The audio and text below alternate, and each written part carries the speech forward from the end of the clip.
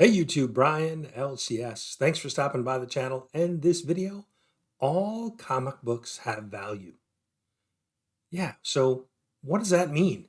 I see 50-cent bins and dollar bins all the time. So how can all comic books have value? I'm not necessarily talking monetary value. I'm talking about other different values that we put on comic books. One of the ways that Spider-Man became my favorite comic book hero of all time is because of the proximity of where I lived. I grew up in New York, Long Island, a few counties over from Queens County, where Spider-Man lived. He was born and raised in Queens, New York. And as a young kid, I believe that I can travel to Queens, a half-hour car ride, and maybe go see Spider-Man. And if I was in New York City, in Manhattan, that I could see Spider-Man swinging around. And so Spider-Man became my all-time favorite hero because of that connection of just the proximity in which I lived. When I thought of, Batman, I was introduced to Batman probably right around the same time as Spider-Man, watching reruns of Adam West, the 60s Batman TV show. But I didn't know where Gotham City was. I had no idea where that town was. But Spider Man, being from Queens and patrolling New York City, that had an instant connection for me. And so that's why Spider Man became one of my all time favorites. Now, also the fact that he was a little bit of a loner, a little outsider. Kids picked on him. I think we all kind of go through that, as a young adult, as you're growing up and dealing with classmates and riding on a school bus and things like that. You have those little bumps in the road, in your childhood. Those difficult times where maybe you don't feel like you fit in, and so that was the relatable thing for me.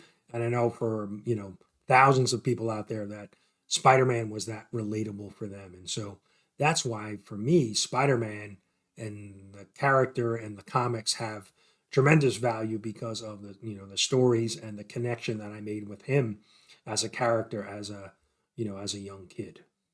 The first non-monetary values that I think of when I think about comic books is sentimental value.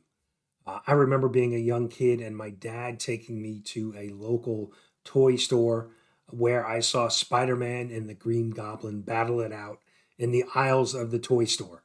And that is something, a memory that I will have with me for the rest of my life. I remember my mom taking me to a pancake breakfast with Spider Man. Maybe that's where I get the whole breakfast with Brian thing from. But I remember going and seeing Spider Man. I actually won a poster at that event. And those are memories that I will have, sentimental value, memories that will be ingrained with me and with me for, my the rest of my life. And so that is in some cases even better than monetary value because of these great memories that I have with my parents and supporting my love of comic books. Now, think about nostalgic value. I remember spending plenty of Saturday mornings with a bowl of cereal in front of the TV watching Saturday morning cartoons. The Spider Man and his amazing friends. That was a big part of my childhood. And it's memories that I have. Again, more happy memories that I have. Super Friends, the Hall of Justice, and the Wonder Twins. Watching that Saturday morning, just again, fond memories, happy memories. Of course, a big bowl of sugary cereal with some type of marshmallow in it, I'm sure, or maybe even a little Captain Crunch. So those are two of the types of values that I think comic books can bring to us, or really any type of collectible can bring to us, right? Just nostalgic, sentimental memories, right? My dad has since passed. He's no longer with us, but I still have those fond memories of him, supporting me and supporting the things that I enjoyed. And so, um, but there are other ways that comic books can have value other than money. You may have a favorite artist, right? And so you collect all of his books that he has art in. That's another way to have great value to you as a fan of that artist, or maybe even a writer.